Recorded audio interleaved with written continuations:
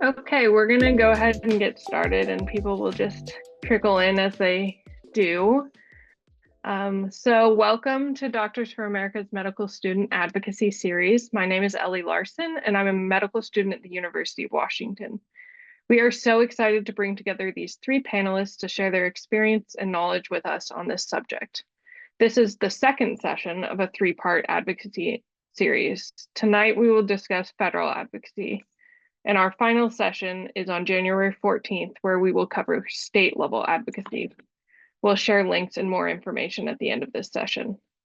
Before we get started, I would like to take a quick minute to invite you to officially join Doctors for America if you're in an MD program.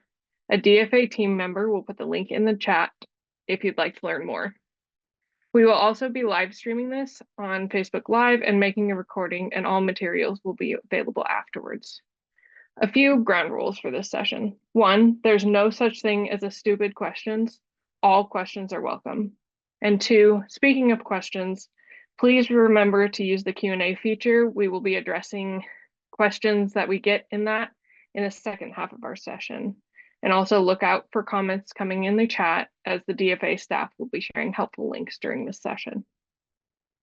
Now, on to tonight's panel discussion. We are thrilled to welcome three incredible speakers. First, Dr. Ramachandran is an associate professor, a board-certified family physician, and a health services researcher. Her research focuses on the realignment of incentives for healthcare stakeholders, including pharmaceutical companies, hospitals, and universities, towards prioritizing equitable patient access to safe, effective health technologies. She co-directs the Yale Collaboration for Regulatory Rigor, Integrity, and Transparency, an interdisciplinary initiative aligning research on medical product evaluation, approval, and coverage with the goal of advancing policies that will improve patient outcomes. She currently chairs the FDA Task Force for Doctors for America. She is also the board president of the Universities Allied for Essential Medicines, North America. We also have Dr. Stark here, who is an associate professor at the J.N. Taub Department of Emergency Medicine at Baylor College of Medicine. He is currently on the board of directors for Doctors for America, the board of trustees for Semester C, and is the medical editor-in-chief for the monthly publication ACE Now. Last but not least, we have our lawyer, Alyssa Morrison. In her role as the reproductive justice staff attorney at Lawyers for Good Government, Alyssa leads Lawyers for Good Government's reproductive rights work and engages in policy, advocacy, and educational work aimed at improving health equity for all communities. Prior to joining Lawyers for Good Government, Alyssa spent 5 years working in constitutional impact litigation at the federal level with the Constitutional Law Center for Muslims in America. At her role there, Alyssa's practice was focused on challenging racial and religious discrimination in federal trial and appellate courts across the country. She holds a BA from Texas A&M University and a JD from SMU Dean School of Law. Alyssa brings her passion for individual liberty and her experience in constitutional law and civil rights with her to Lawyers for Good Government. You can read the full bios for each of our speakers and the amazing work they do on DFA's website where you signed up for this panel. So let's jump right in. The first couple of questions are going to be for all three of you guys. You guys can decide who starts, and then we'll have questions directed to you individually. So our first question is, what is your background in your journey to advocacy work, and what brought you into advocacy? Yeah, I'm happy to jump in kind of in the order, I guess, if we were introduced. So thank you so much for having me. And it's really nice to be amongst like the future generation of physicians who are going to be making change to our healthcare system and really for the lives of our patients, because I think for me, my formative experiences were also at medical school in terms of getting engaged in advocacy at the local level, but especially at the federal level as well. So my background is I did an undergraduate degree at Brown University in physics. I actually thought I was going to be someone who was going to be making healthcare technologies. I worked in a lab that was kind of a legitimate version of Elizabeth Holmes like nanofluidic channels or labs on a chip sort of laboratory. And I thought that was going to be the rest of my life. I was going to get an MD, PhD, have a company that was going to be selling medical products to people around the world. During medical school or during my undergraduate time, between my junior and senior year, I got an opportunity to do some like qualitative data research in South Africa with the Medical Research Council there and Doctors Without Borders, and that kind of changed my trajectory completely. I went there. There was clinics in what we call townships, which are very impoverished, very segregated areas in Cape Town, South Africa, but also all throughout the country, where there's like free clinics that MSF or Doctors Without Borders was running to actually provide free antiretroviral or HIV/AIDS treatment to patients there. At the time, there was a lot of policy and advocacy happening around these legal concepts called patents. So these ideas of giving monopolies to companies to protect their innovation for a period of time in order to get a return on investment. And for a lot of these like HIV/AIDS medicines, especially the ones that were second line, that were new, that were available, they were exorbitantly expensive, and the government was not able to negotiate better prices because of these patents. Those companies had a monopoly in the country, so they were able to charge whatever they want. So it was there where I saw not just kind of lawyers and policymakers and economists really being in the streets to talk about these issues, but doctors and patients standing alongside each other to go to the government to talk about these like legal concepts I had never heard about. And so that was really what propelled me to think about access to medicines on a global level, and then coming back to the US and being confronted with story after story because the Affordable Care Act was being discussed at the time in the policy sphere at our medical school, our undergraduate institution, just access to healthcare in general, and the limitations as a result of like cost and price, particularly to new health technologies. Around the same time, we had a huge scandal that hit our school where the head of our child psychiatry department was sent a letter by Senator Chuck Grassley, who's still in office, senator from Iowa. One of his staffers had done an investigation finding that several clinicians, these prominent folks who had big research dollars behind them from the federal government, had written extensive numbers of papers, were actually being paid to have pharmaceutical companies ghostwrite papers on their behalf. So essentially, they were putting their names and their reputations on papers that they had no involvement in terms of the science, the clinical trials, or the design. And these are for child depression medications, so kind of very serious psychiatric medications for children where the papers were finding great benefit, but the researcher actually had no involvement, and they were being paid, $20,000, $50,000. I think in that year alone, he got $1 million for how many papers he co-authored with the pharmaceutical industry.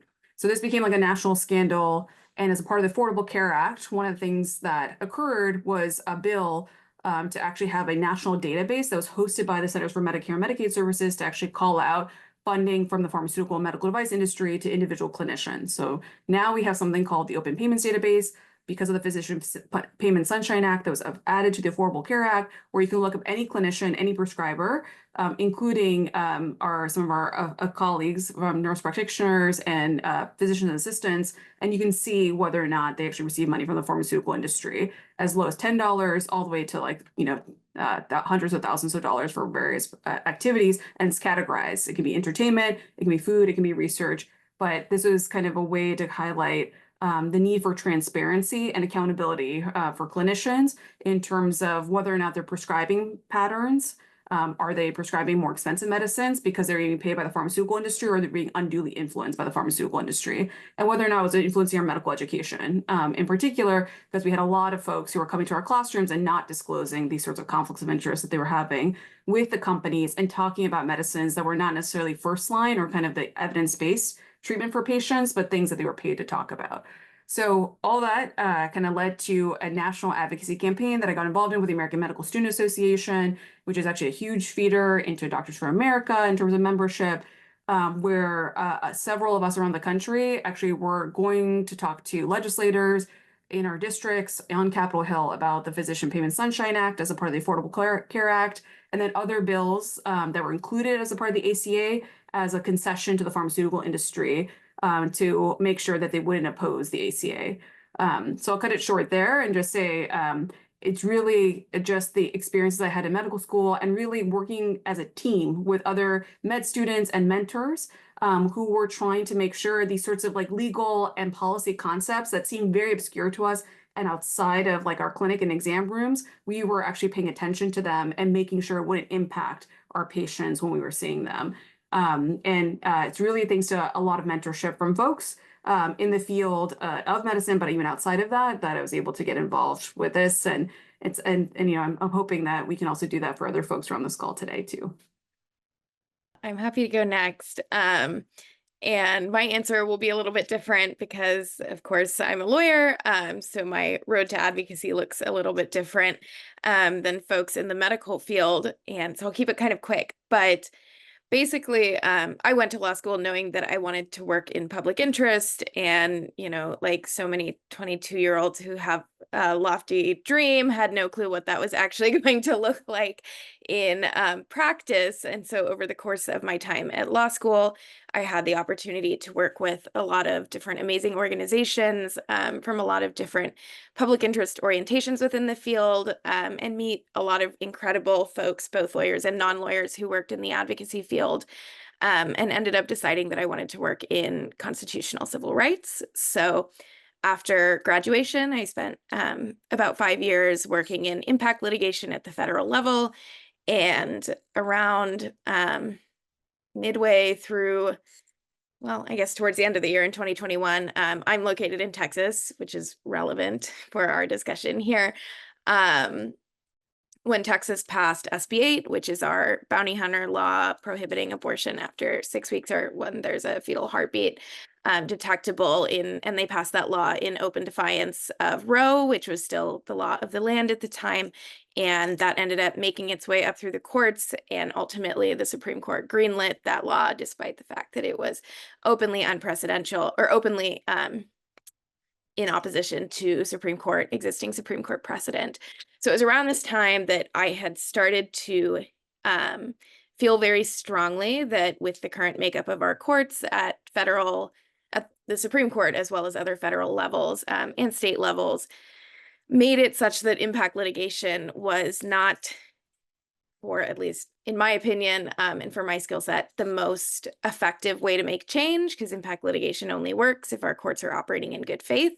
And that's a tricky question at the moment, particularly here in Texas and the Fifth Circuit. And so I started to feel like it was time to shift over to policy. Fast forward about 6 months from SB 8, and of course the Dobbs decision came down, overturning Roe. And I've always been, in my personal life, an advocate and organizer around reproductive rights, and so ended up pivoting from litigation to policy and from kind of a racial and religious discrimination orientation to the reproductive rights work. And I've been here at Lawyers for Good Government it'll be 2 years in January. And from all of that experience, I will say, like, one huge takeaway has been just the number of different ways that you can get involved in advocacy and ways that advocacy can look. And I say that, because I think it's something that kind of bridges professions where we all tend to have an idea, or maybe kind of a narrow idea of what exactly advocacy looks like, what the organizations who do advocacy look like, all of that, when in reality, it can look like so many different things, depending on your interests, your skill set, what is, joyful for you, and all of the different factors that go into those decisions. So yeah, I always encourage an open mind. All right. Well, thanks everyone for having me here. Reshma and Alyssa, you all make me feel a little bit older. Talking about the pieces of legislation that were popular when you were turning policy oriented or advocacy oriented. For me, my experience, and I was a little bit more of a traditional, went to college, did biology, went to medical school kind of person, straight out of college. But between my third and fourth year of medical school, I wound up taking a year off to do a public health degree. And I focused my public health degree on health policy and management. And I like to tell people it was like 99% health policy and maybe 1% management. One of the things I remember doing at that point in time, we had a course that was like on policy analysis, and the question was asked to us, what do you think about the Medicare Modernization Act? Which was something that was passed during the George W. Bush administration. And at the time, one thing I remember writing was that, it's something that's it could pass and it could help seniors get access to medicines, but then at the same time, it explicitly excluded negotiation from the federal government from actually like negotiating about the price of the medicines. And that was sort of the way they had us approach it. I was like, would you vote for it or not if you were, deciding to vote for it? And I was like, well, I'd rather vote for it because let's get this across while we can. We can always fix it later. And, in theory, I was right. It got a little bit fixed recently in the past couple of years by the Biden administration. It just takes about 20 years to fix stuff, unfortunately. During that, I also spent time doing my capstone project, working on Capitol Hill in the Ways and Means Committee of the House of Representatives. And I learned a lot about how policy actually happens sort of on the ground in the legislative arena. And then over time, when I did residency, I actually did residency in DC, which offered great opportunity because I was at George Washington University and they have a residency fellowship in health policy. And you actually get to go to all these different think tanks, ranging from those on the left to those on the right. And ultimately, I was able to sample and see how all of these different organizations, advocacy organizations, push forth the things that they're interested in. From there, I spent a lot of my time writing, blogging when blogs were cool, and doing those sorts of things. And then ultimately, even though my main interest has been focused on healthcare coverage, eventually in 2018, it got flipped a little bit to talking about gun violence prevention. And since then, I actually been writing a book on gun violence prevention, which you can see over my shoulder right there. And I find that what I tend to do is focus on advocacy from a standpoint, not necessarily the grassroots organizing or sort of, the legal aspect, but more of like writing op-eds, writing opinion pieces, writing other things to try to influence other people to then push forth and make the decisions that I would like them to pursue. Thank you so much for your guys' answers. Our second question is, as an advocate, how do you work well with other professions to achieve the best outcomes for your patients? I'll jump in on that one. So part of it, I would say is like, first of all, working within your specialty organization is one way to go about it. So I'm an emergency physician, and I make sure that I am active in organized emergency medicine, but also I'm active in our county medical societies, which by definition are sort of across multiple specialties like internal medicine, surgery, cardiology, OBGYN, and talking about those things that are collectively important for the house of medicine overall. But then again, even outside of that bubble, you still have to think about other partners and collaborators as well, whether or not they're just in the medical profession, nursing, teachers, unions, that sort of thing. And ultimately, it's about coalition building. Part of the things that we've done at Doctors for America is to make sure that we try to represent the physician piece as in these coalitions, so that whether or not we're working on a particular topic, we can approach it from multiple different angles and show a bit of strength by having a broad coalition of people, as opposed to just trying to go at it on our own. Yeah, happy to also jump in and second everything that Cedric had said. I'll say, we've definitely worked with kind of a wide variety of groups, and the Big Tent approach, especially to make sure that one, like we're able to amplify and help provide a platform for other groups that otherwise would not have the ability to kind of talk to policymakers or enter into policy forums, I think is a unique privilege, but also responsibility that we have as clinicians and as being a part of organizations like DFA. So we always do try to do that in terms of working in tandem with partners, be it patient and consumer advocacy organizations, be it kind of other professions, including other medical professional societies, but also our other allied health organizations, as well as just anyone in which like healthcare touches our lives, which is basically every constituency. So we've been, I think, through especially in a lot of our work related to like drug pricing, reproductive health justice, access to care just generally, have been able to kind of work as a part of a big tent to kind of advance things forward. I'll speak a little bit more about some of the more recent work that we've been doing, both through DFA, but also separately that we've done at Yale through our interdisciplinary group. And it's actually working with a lot of lawyers and a lot of law schools and law students. We have realized that the fight is not in these sort of traditional spaces in health policy. It's not necessarily in legislatures. It's not necessarily in our like hospital and clinics.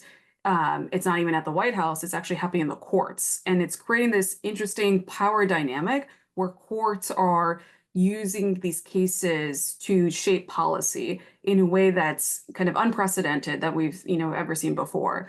And especially in the healthcare space, as so many issues have become increasingly politicized, be it things like reproductive health justice, in particular, where any sort of mention in relation to that has immediately becomes political and very partisan, unfortunately, despite it being a healthcare issue. And we also have seen this in issues related to like, drug pricing, for instance, in which there has been kind of politicization and partisanship also emerging, but also kind of other cases to kind of strike down key aspects of like the regulatory state, like all these agencies that have been built to be able to provide protections for public health and for our patients and have expertise. We're seeing the courts kind of weighing in on whether or not they should have that expertise to kind of make decisions in this space. And that's been very kind of devastating to see, unfortunately, in recent years, especially with some of the court decisions. But we've made sure that one, as like clinicians, because we're seeing the impacts of this on our patients on the ground, that we can translate that, like what's the impact of what's going to happen to our medical practice, to our patients in terms of providing them the best care possible and trying to make those stories well known.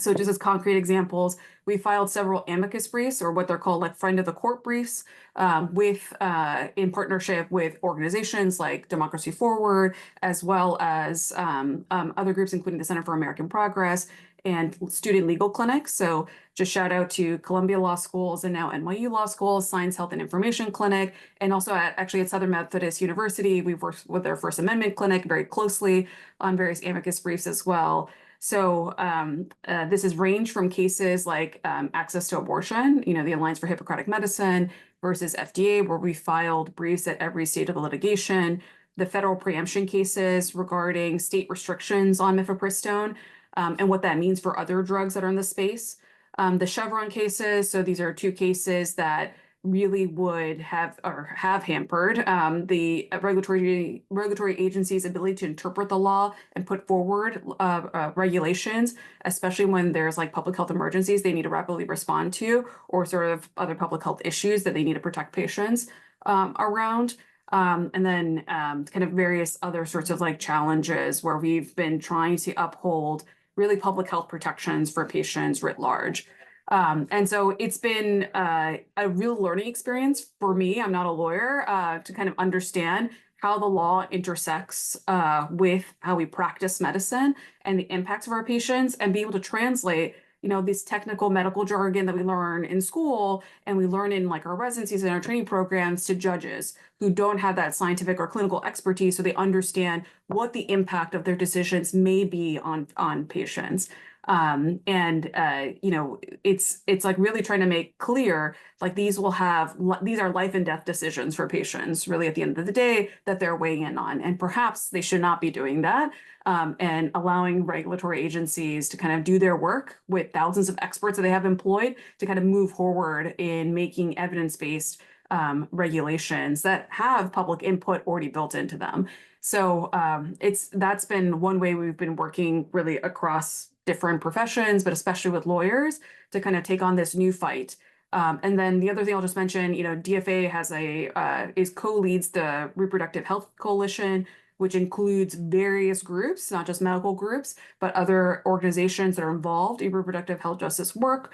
And as a part of that, have been involved in court decisions, but also state-based advocacy at the legislatures. And part of that is in response to what's happening at the federal government. Now that there's going to be potentially more restrictions on what we can do on a federal level, the idea of having states move forward in a manner that continues to help patients and protect public health, and seeing if they could be the laboratories for democracy that ultimately will be borne out at the federal level. Absolutely. I just want to second literally everything that you both just said. And it's interesting because I feel like we're kind of, two sides of the same coin.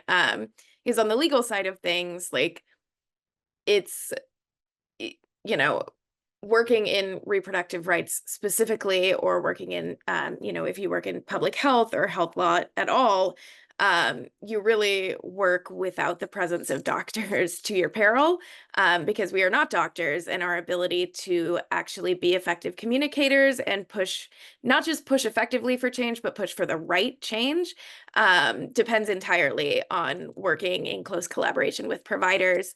And so as Reshma mentioned, there are a lot of spaces that combine the different professions. We're also a part of the Reproductive Health Coalition, where there are quite a few provider groups as well as legal groups, and other advocacy groups. And it kind of rounds out that conversation, which is critical. And at Lawyers for Good Government, anyway, we kind of take a bit of a unique approach with respect to advocacy for a couple of reasons. First one being that we're not litigators here. I was previously a litigator, but that's not what we do at Lawyers for Good Government. And a lot of the major repro orgs who do amazing work, but are very litigation focused, which is super important as well. But second, our focus is really on supporting providers and supporting patients through providers. Whereas a lot of organizations, whether they are litigation focused or patient advocacy and access focused, are really focused on the patient, which again is critically important, but not necessarily our exact focus. And so our goal right now, and even more so after the events of last week, is helping support providers and being able to practice as expansively as they can while still safely navigating extremely restrictive and extremely confusing laws, and laws that are purposely confusing. In the immediate wake of the Dobbs decision, we saw state level laws changing constantly, and that is unfortunately still the case. At this point, we've sort of seen the dust settle on where there are outright abortion bans in states, although that will be somewhat positively unsettled by the ballot measures of last week. But the reality is, even outside of, total bans being passed, restrictions on abortion are still continually being passed and proposed in state legislatures across the country. And we can't effectively push back against that and effectively try and provide a model that will protect patient health unless we're working very, very closely with doctors.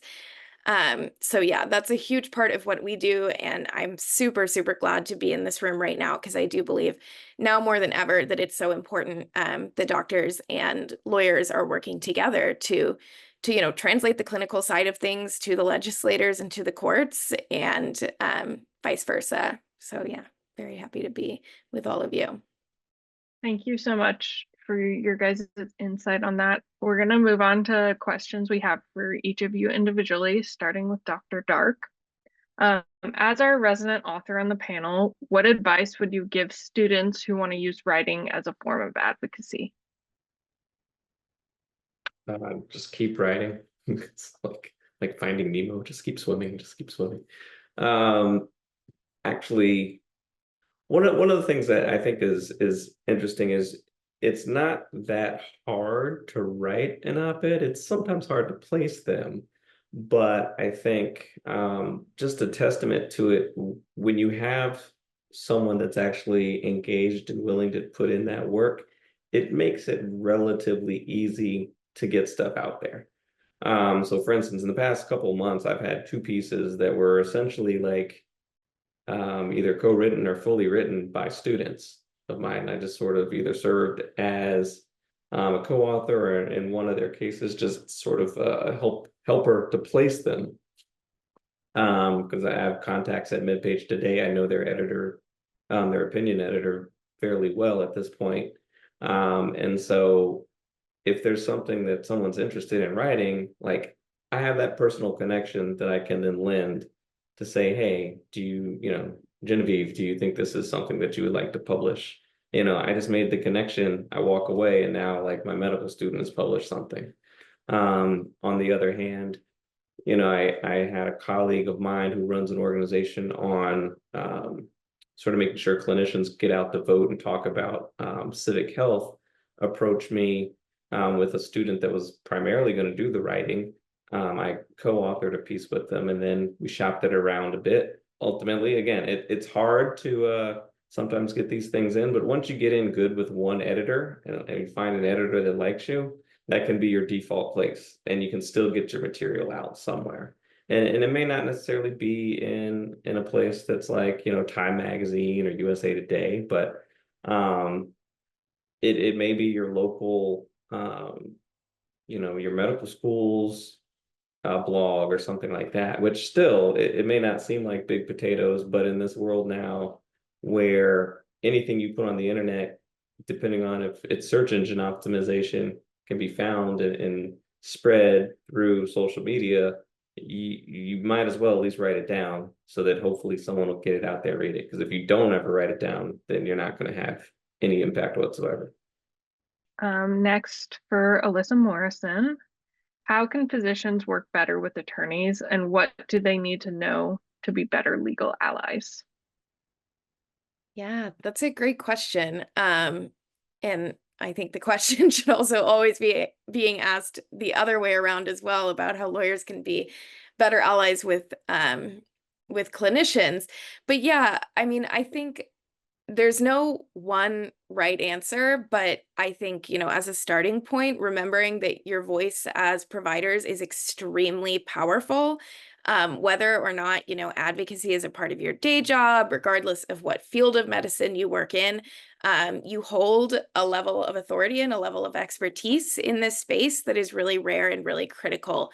And, your qualifications and your career brings with it a level of authority. And, I will say we kind of have a similar mission at Lawyers for Good Government about the idea that, regardless of whether as a lawyer your day-to-day practice is in public interest at all, you might be a transactional tax attorney, whatever, that regardless of what your day job is, that you have a voice as a lawyer and you have a voice that you can use for advocacy. And so deciding to use that is so important.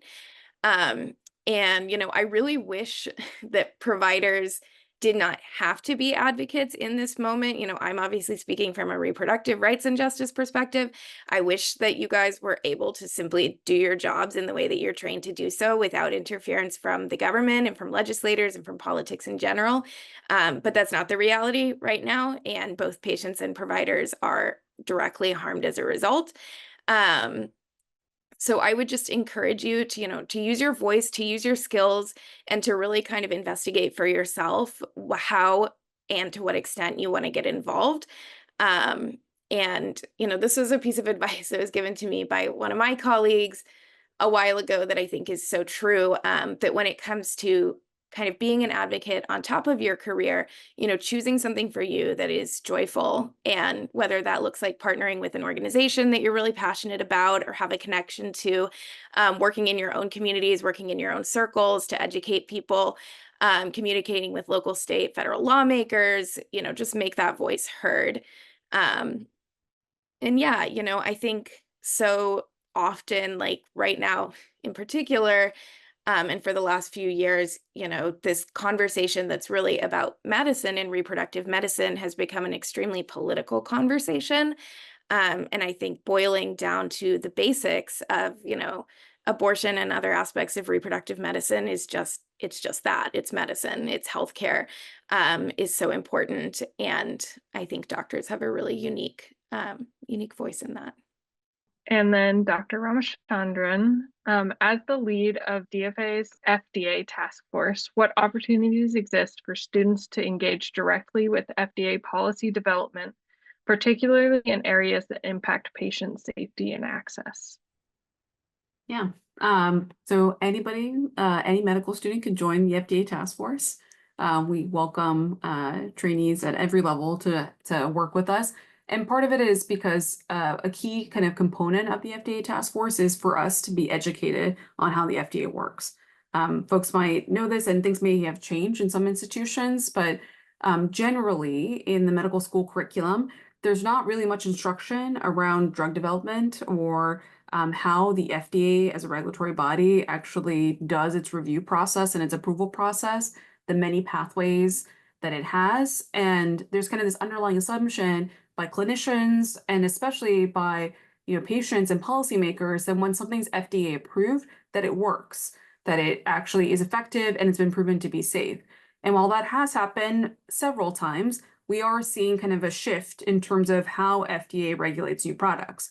There's this kind of tension that FDA has of ensuring access and timely access to new products, and at the same time, making sure that those products are safe and effective for folks. And to be able to do that, that sometimes takes time, right? To look at a bunch of evidence, clinical trials that are submitted by a manufacturer before the product comes to market. And over time, and in more recent years, and some of our research has shown this, there's been a shift to FDA actually being much more flexible and allowing for uncertainty around new products in terms of safety and efficacy at the time of approval. So what does that mean for us as clinicians and also for future physicians? That means when we're prescribing things, we may not know if it actually works for patients generally, and we may not know it actually works for the patients who's in front of us. Because clinical trials oftentimes aren't recruiting diverse patients. They're not recruiting patients that have multiple comorbidities. They're not necessarily recruiting older adults, which is becoming the majority of our population. So there's a lot of kind of unanswered questions for us as clinicians when we're prescribing these products at the time of approval. And that can be really scary, right? Because we go into medicine wanting to treat people and wanting to help people. And if we don't know that the tools that are in our toolbox are actually effective and safe for patients, that raises a lot of questions. And so the idea for us as the FDA task force is one, to understand like how does the FDA operate? Where are the kind of the gaps that we're seeing? What are the kind of timely examples in terms of where there can be improvement in terms of making sure that we know for certain that things actually work for patients and are actually safe for them at the time of approval or at least quickly afterwards. And at the same time, being able to talk to FDA policy makers, so at the agency level, as well as to folks in Congress who oftentimes write laws to kind of shift the FDA's practice in terms of how they regulate new things. And it's contending with like a lot of different stakeholders. It's one, obviously, we have patients that we want to make sure that are getting, access to things that are truly safe and effective. There's also kind of large pharmaceutical, medical device companies, medical product companies that have a vested interest to kind of making sure that their products come to market as quickly as possible and as easily as possible, which might run counter to like what we want as doctors to make sure that these things actually work for patients. And so it's bringing that sort of like knowledge of like what you're learning in med school, like what's the first line medication for things? What's the mechanism of action for new products? Like how does the disease actually work? And being able to talk to these different sorts of constituencies, patients, other organizations, FDA officials, and policymakers about what you need to feel comfortable to be able to prescribe and recommend a product to a patient, right? And like what sorts of uncertainty you're willing to accept as a clinician and also what your patients might be willing to accept as well. So a lot of our work with the FDA task force is kind of just doing education, but then every quarter we go to Capitol Hill and we meet with policymakers, both at the agency level as well as legislators to talk about timely issues related to the FDA. And then a lot of our court work as well. So trying to make sure that the agency as a regulator continues to exist, that it continues to have regulatory authority and to serve as a public health safeguard for us and also for our patients. And so we welcome anybody to join the FDA task force. We have lots of educational materials for folks. Oftentimes we'll have like mentorship groups between medical students and clinicians across different fields. There's opportunities to write public comments, write op-eds, to be involved in looking at legislation, even in draft form, because we're oftentimes talking to policymakers and they want to hear from folks on the ground, what does this actually mean if we actually pass this policy for your practice? What does this mean for your patients? And so being able to translate that very easily to a lawmaker who has no background in medicine often, and who has no background perhaps in like clinical trials or scientific evidence or that particular disease area is something like a lot of our medical student members have been involved in. So lots of opportunities to get engaged and involved and just to understand like how does this huge body that regulates 25 cents of every dollar that we spend work? And how do we make sure that it works for us as taxpayers, as patients, as clinicians?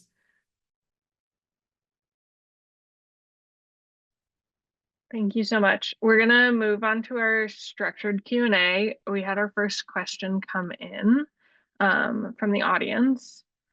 So this is the question. Do you believe there is a valid concern about efficiently advocating for heavily politicized issues such as gun violence, reproductive rights, etc., while also maintaining strong patient relationships, particularly with patients who may not have similar views? And if so, how do you suggest navigating this in the future? I would say that most of the time when I'm focused on medicine, I'm doing medicine, and I don't bring any of that politics, policy stuff necessarily into the clinical area. Because again, I practice in Texas as well. We're a heavily pro-gun culture in this state. I would argue that probably half the people in the ER own firearms, whether it's nurses or this CAT scan technician or whatever, the doctors. Um, so we just try to do medicine over there, and I think Alyssa was kind of alluding to it. Advocacy is like one of those things that you do on the side because it makes you happy. It makes you feel like you're effective. Because again, a lot of times it's very easy to get burnt out in medicine when you're seeing patient after patient and you're maybe, you're telling someone stop smoking or stop drinking or take your medicine. Why aren't you taking your medicines? That can get frustrating. And then of course you get, like today, I got an email from people, for a deficiency on restraint orders because they were timed at the exact same second as opposed to a minute after, and we pay somebody in the hospital to literally go through every single restraint order and the restraint note to figure out, are they timed at least 1 minute apart from each other? Like that's literally someone's job to do that. So like that frustrates the crap out of a lot of doctors. And so I think one of the things is if you can change the system to make your life a little bit better on the advocacy piece, you can do that. But I wouldn't try to mix the two in that sense, at least not in my job as an ER doctor, because I don't build strong relationships with patients like that. It might be different if you're a primary care physician and you know certain patients and you get to learn who they are as people a little bit more, because then you could maybe reach out to some of them and say, hey, I know that you're personally interested in this. Well, I'm advocating for it. Would you be interested in being on a panel or writing something with me? But for the most part, it doesn't make sense to merge medicine with advocacy for that individual patient, in my viewpoint. Yeah, I'll just weigh in here as a primary care physician, because this has occurred, especially in thinking about reproductive health rights, also issues related to like immigrants and kind of the rhetoric that's happening right now. I work at a federally qualified health center. We see a lot of folks who are undocumented. So this is something that's very much in our mind in terms of how, as a clinic and how as like physicians, we can express that this is a safe space for folks and that their records will not be weaponized to be able to identify them, right? So this is something that we're actively actually thinking about quite a bit. But I'll just say, I mean, I think it's as a primary care clinician, it's sometimes a kind of a tough balance, right? Because we'll sometimes get questions and people will see me in kind of the advocacy space, right? I write op-eds, I write journal articles, I've like get interviewed by newspapers, like in the media. I'm a public figure to some extent. And so it's easy to find like what I'm working on right outside of my clinical time. And actually majority of my time is on the research and policy side. So it's hard to kind of separate the two in some ways. Obviously, when I'm in the clinic, my focus is on like taking care of patients, but sometimes questions come up because they have seen me in my other roles in that space. So, I try to have a conversation, right? Like at the end of the day, our patients are our patients and we're trying to provide them the best healthcare. And so, understanding kind of where they're coming from. And there's some issues where we just might not see eye to eye in terms of like, for instance, access to abortion. But I think areas that we do see eye to eye on is, okay, what are the implications of the Supreme Court intervening on an FDA approval of a drug, right? Like, what does that mean for other drugs? Because those same patients of mine who might be not in favor, for instance, of access to mifepristone do want to make sure they're getting their methotrexate or they're getting, if they're PrEP medication or, whatever else, like, or contraceptives. Like there is kind of a larger message. And I think figuring that out is something that we're going to be doing in the next few years. Like what is the way that we can be able to engage on these sorts of issues in a meaningful way to understand people's point of views and also to see like where there's common ground so that we can be able to move forward and be able to protect public health. On top of that, I think, these conversations of making sure, as like for me as a doctor, my job is to be able to like take care of folks, and Cedric can probably speak to this too. Like if someone's coming in an emergency situation, we're going to treat the patient, like just that's what you're going to do. And so, these sorts of considerations of like, do we want the government interfering in that like duty and that responsibility we have? No, like we want to be able to provide the best medicine possible, have like the best options available for our patients. And taking away options for patients just makes it harder for us to practice, right? And so I think those sorts of like common ground sort of messages is usually how we try to navigate things, but it's tough, right? And there's times where you can like choose to engage, and also to make sure it's like a meaningful continuing conversation, not something that where, they get shut down, because at the end of the day, you need to have trust, right? In a physician-patient relationship. I want them to be able to trust me that I'm going to provide them the best care. And if I shut them out, or like, you get into an argument with them, or, kind of try to like push my viewpoint onto them, that's not going to go anywhere. That's going to just engender the relationship that we have.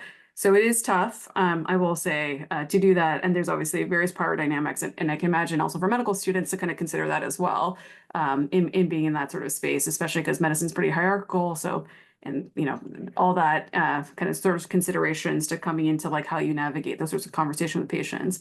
But I do think this is an opportunity for us to just listen and be able to understand where people are coming from and try to meet them in a place where there is common ground. And you, more often than not, there is some common ground to be found, right? Like you might not agree on every single issue, but at the end of the day, I think there are some like fundamental values that people do share.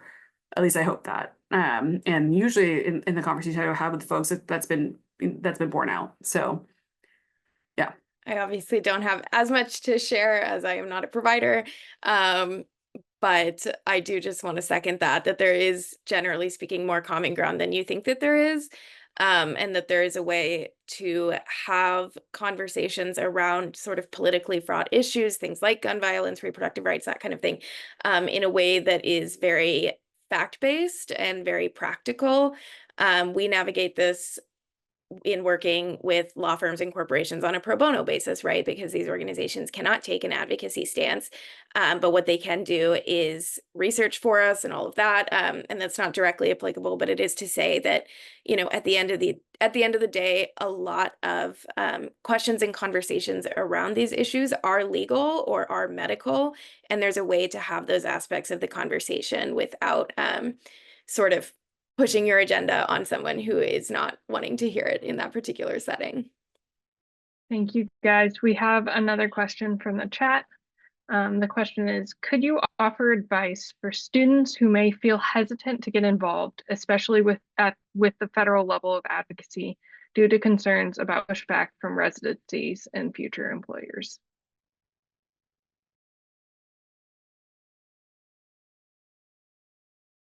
Yeah, one of my mentors told me this, and it's probably more than a take from the Woody Allen quote, that like 99% of success is just showing up. I think when it comes to advocacy, like it's literally just about being there. And I was actually telling this to one of our DFA leaders today. When you think about it, I sort of think of this as the 1% rule. There's really, in an organization, only going to be 1% of people that actually care enough to do something about it. So within, the American College of Emergency Physicians, again, as I was saying, that's our professional specialty organization for emergency physicians, which has about 40,000 members, doctor members, emergency doctors. But once a year, we have our Leadership and Advocacy Conference in DC. When we talk about who shows up for that, it's about 500, 600 people. So we're talking 1% to 2% of the entire universe of emergency doctors shows up to advocate for the things that are important to us all as a specialty. And so if you want to be active and you want to be influential, just be part of that 1% to 2%. That's all you really have to do.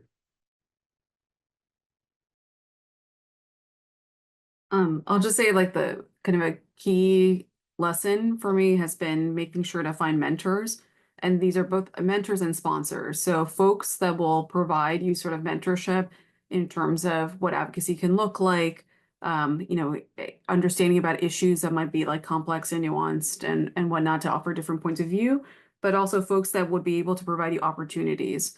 And so that's what I mean by sponsors, like folks that will remember you when there's an opportunity that comes up to make sure that you have a role to play, to be a part of that 1 to 2% that are engaged.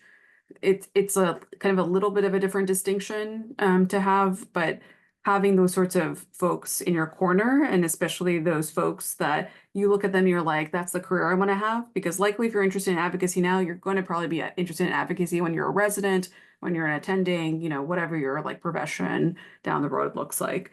And having those folks as like continued mentors now until later and kind of seeing like what their trajectory looks like and being able to identify like these are the components of a life that I would like to have. It's good to kind of identify early on. The other part I'll just say too is like I think more residency programs and more employers are recognizing the importance of being engaged in advocacy or health policy and things like that. So it's when you're applying to these places, it's important for you to find your home, right? If you're interested in these things and going to a program that just does not care about that stuff, you're not going to be happy there. Like it's not going to be a place where you're going to find that like avenue for joy. Like residency is pretty grueling. And if you don't have like a component that's going to built in or people there that can support you in doing this work, even if it's outside of residency, that's a problem. Like that's not a place that maybe you shouldn't be like considering or maybe should not go to. But barring that, there are other avenues to kind of be able to feed that side of you, right? Like there are medical professional societies that have like government relation arms that allow for trainees, including medical students and residents, to join. There's obviously DFA. And for me, like in medical school, a lot of my advocacy was actually with organizations outside of my medical school. It was with AMSA, with University Allied for Essential Medicines, with National Physicians Alliance. It was these other organizations where I found my community of folks of mentors and also co-advocates and co-conspirators to be able to engage in this space. And I think having those homes and being able to make sure that you get to have time for those homes outside of maybe your like day-to-day sort of like grind clinical work is important, right? Especially if that's what you need to be able to feel happy and joyful, right? Like some of us kind of need that both sides of our brains sort of working.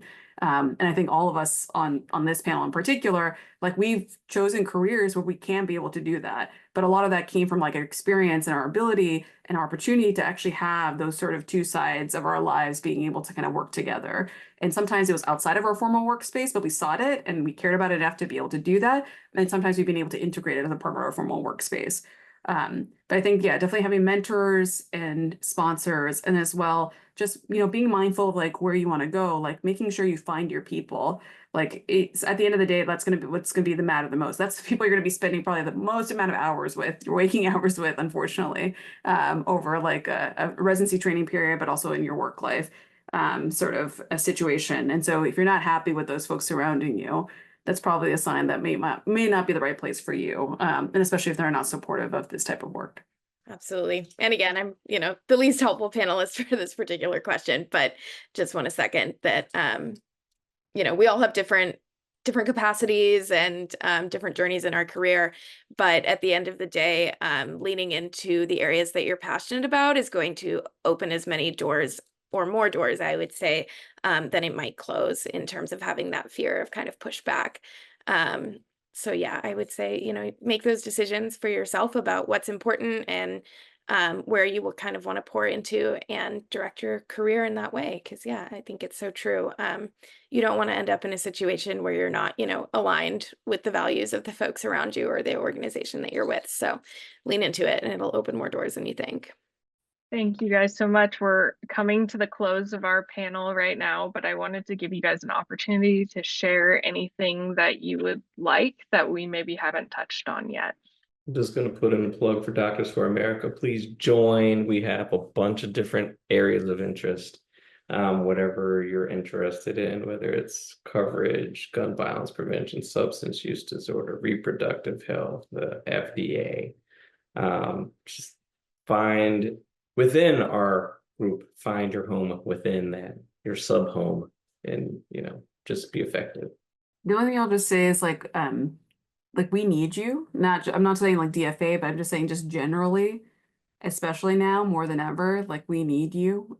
You guys are like the future generation of change makers, of people who are going to be shaping healthcare, who are going to be providing healthcare, and the folks that, who are going to be like experiencing potentially the ramifications of what's happening now in the next 4 years, right? And so I think it's more important than ever that you get involved in some sort of way. It doesn't have to be, even if it's just showing up to something, like listening to things, keeping abreast of things. If it's getting involved with a particular campaign or activity, it can be something at the local and state level. And I'll say that's like extremely important, especially now, given, the situation we're in. I'll just say it like, but yeah, we definitely need you. And I'll say just like our patients need you too, right? Like these are the folks that that you'll be taking care of, and they'll be like trusting, right, with their healthcare, with their lives. And so being able to shape the trajectory of that across an entire field, across an entire area is something, we can all be a part of. And, we need as many folks as possible to kind of make sure that we're protecting public health, we're protecting, the rights of our patients as much as possible. Like anything that we can do to kind of get you up on board. And, I think maybe I'll speak for myself, but, we're also happy to kind of meet with folks and talk with them about kind of their engagement and advocacy and kind of what's going to be happening next. Like we're all trying to navigate this right now and figure this out. And especially in the next few years, but I think there is opportunity here to be able to shape something, hopefully for the better at the end of the day for everyone. Yep, absolutely. And on the legal side, we need you now more than ever. We need your expertise. We know some tiny little things about medicine, but it is very limited. And if politics, if the law insists on being involved in medicine, then let's make sure that it's the right voices that are informing those policy and legislative decisions. So yeah, get involved, find your mentors, find your people. Thank you so much, guys. I would like to close tonight's event by thanking everyone for thought-provoking discussion and all of your expertise. We were so grateful you were able to join us. Before everybody leaves, we have a couple of quick announcements. Please join us on January 14th for our next installation of the Medical Student Advocacy series on how to get involved in state advocacy. Watch out for registry details coming soon. And finally, thank you for being here and all you do on behalf of your patients. We hope you will become an official DFA member today and take a look at the benefits of the membership on DFA's website.